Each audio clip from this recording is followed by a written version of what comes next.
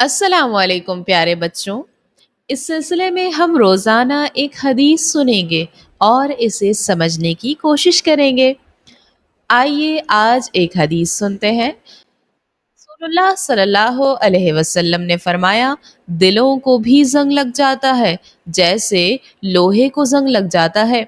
सहाबा ने पूछा, या रसूलुल्लाह सल्लल्लाहु अलैहि वसल्लम, दिलों का जंग कैसे साफ किया जाए? तो हमारे नबी सल्लल्लाहु अलैहि वसल्लम ने फरमाया, अल्लाह का ज़्यादा जिक्र किया करो और कुरान मजीद की तिलावत किया करो।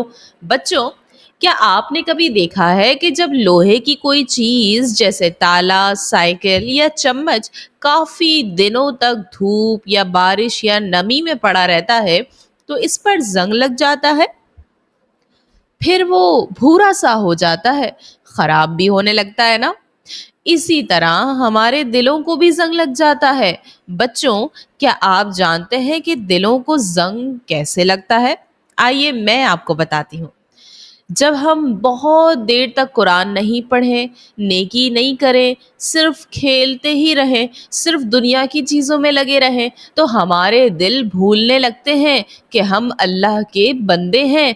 ऐसा दिल जंग वाला हो जाता है, फिर वो ना अच्छाई पे खुश होता है, ना बुराई से डरता है।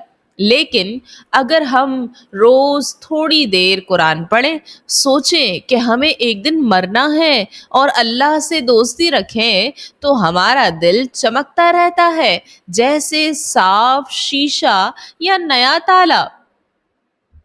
तो अगर दिल को साफ रखना है तो हमें रोज अल्लाह को याद करना होगा, कुरान भी पढ़ना है और ये भी याद रखो कि हमने वापस अल्लाह के पास जाना है।